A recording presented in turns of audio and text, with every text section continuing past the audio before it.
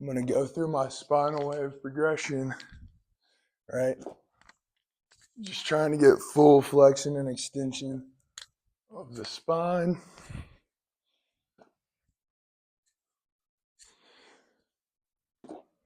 If you can't do it all the way, you can regress it and just do micro movements like this without going all the way down to the ground and then up, looking at the wall behind you. You might just have to start with little waves. We're going to move into rotations. I always say head follows the eyes, body follows the head. Same thing can go with pitching, right? Side bends.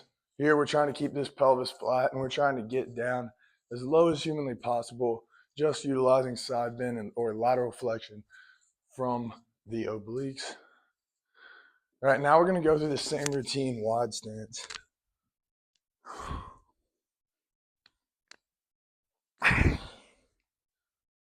Right, wide stance is a little more applicable to the actual pitching delivery, the positions we're going to be in, right? Do we have to move our spine through flexion and extension when we're right here or when we're right here? Exactly, right? And so I'll do more rotations here. One thing I always like to think, palm up to the side I'm rotating, palm down, side I'm rotating away from. Then we're going to combine lateral flexion and rotation. So we're going to rotate, side bend, rotate, side bend, rotate, side bend. And as I rotate, I'm in flexion of the spine, right? And then I get into extension. So if you look at a long driver, they're going to be in flexion. Their feet are going to be a little closer. They're going to be in flexion, and then they're going to get to extension, right? As they go to side bend too. And so that's kind of what we're looking for here.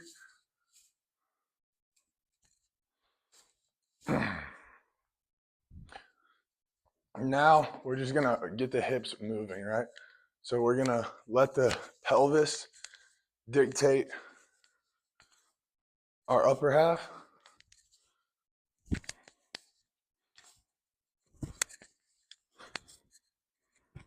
One thing I like to think about is I'm like rotating behind my front leg, whichever side that is, instead of being rotating out here and letting my body drag here. It's like I'm rotating behind it.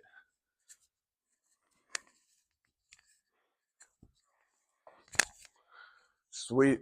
All right, now we're going to go into more of our actual dynamics. So we're going to start with a hinge pattern. All right, with 3 sets of 5 RDLs.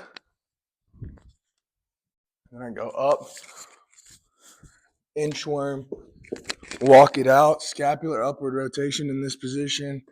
Right, also going to feel that calf stretch.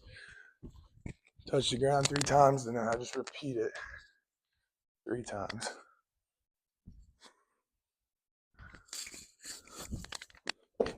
This is just daily maintenance work. This isn't even what I would call my mobility training. This is just straight up, I'm going to do this every single day and see the compound effects. See, I talk a lot about novice stimulus, eliciting adaptation, but there's also something to compound growth, right? And so keeping this consistent, this is kind of my base.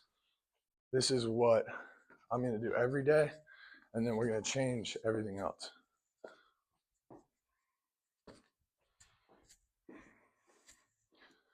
All right,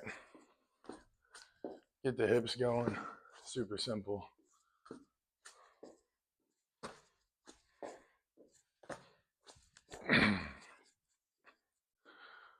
Basic quads.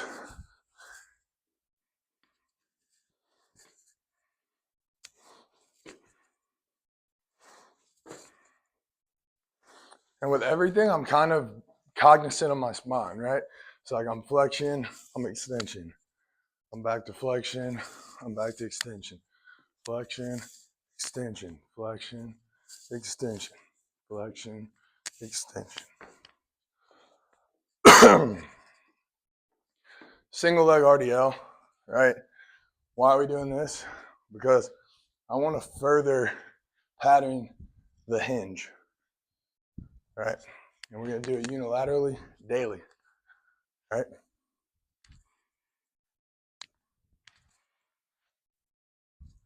When you're starting, you want to keep your eye on a spot.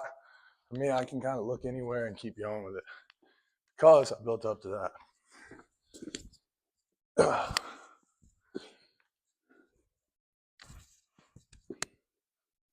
World's greatest stretch. Elbow to the ground, open up, and then hamstring rocker, both sides. I do 5.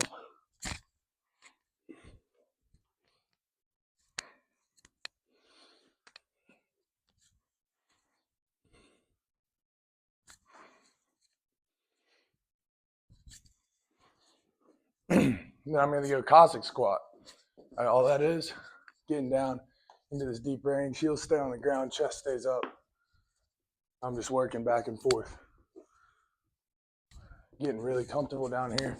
And I'm gonna go into a side split, kind of bouncing and out of it. Walk my hands out. Daily rebound fingertip. Daily normal rebound push-ups.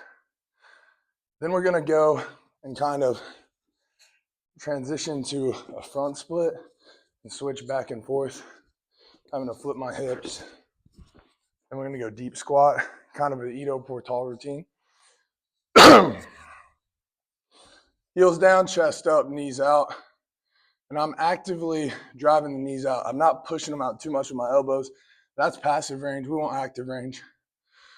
Then I'm gonna rock into it. Now we're kind of getting into passive range, but we're gonna control said range again. Internal rotations, right? Get the hips moving well. All right, now we're up. Next one, cat cow. I'm just trying. I'm gonna breathe in on the extension. Let all the air out of my diaphragm on the flexion.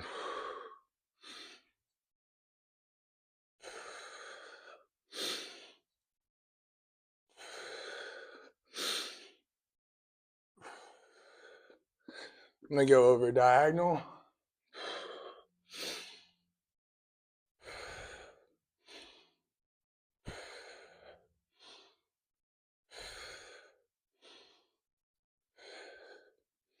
And the other side.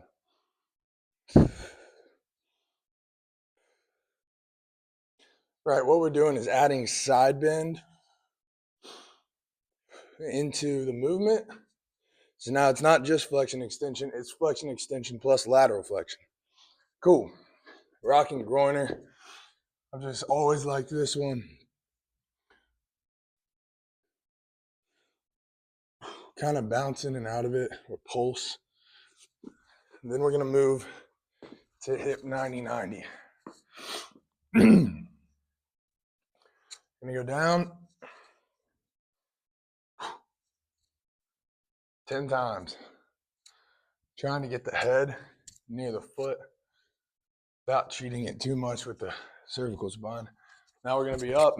We're gonna go into hip IR, pulse that 10 times. Okay, another addition you can add in is keeping this knee down, lifting this knee up 10 times into hip ER. I feel it personally a ton in the hip flexor. Now we transition over and repeat the same thing. 10. For me, this side's a little bit worse.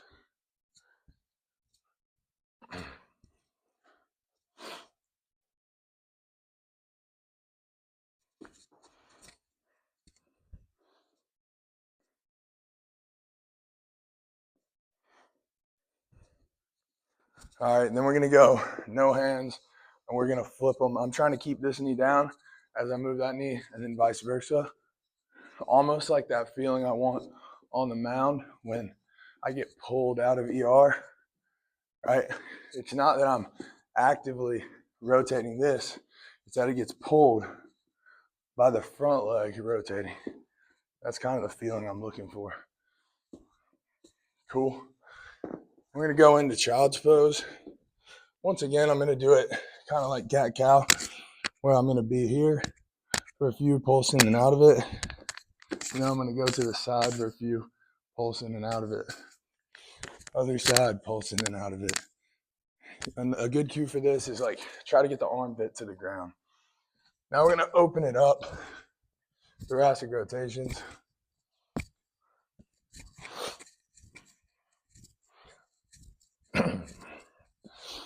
And we have a reverse Nordic. I do this a couple different ways. One you can do, you're trying to actively get into thoracic extension. The other, you're trying to hold a more neutral spine. Today, I'm gonna go for the thoracic extension variation. So cervical spine, thoracic spine, and lumbar spine all get extended. I touch the head to the ground and come up. Something to be cognizant of. We really want to squeeze the glutes here into hip extension. That's gonna help a ton. All right, thoracic rotations, kind of like a T-spine around the world. But I don't go all the way around. I just go across and back 10 times. A lot of guys are just isolating the arm like this. We want to actually do it with the full body and the spine. Pin that other knee down. Move to the other side.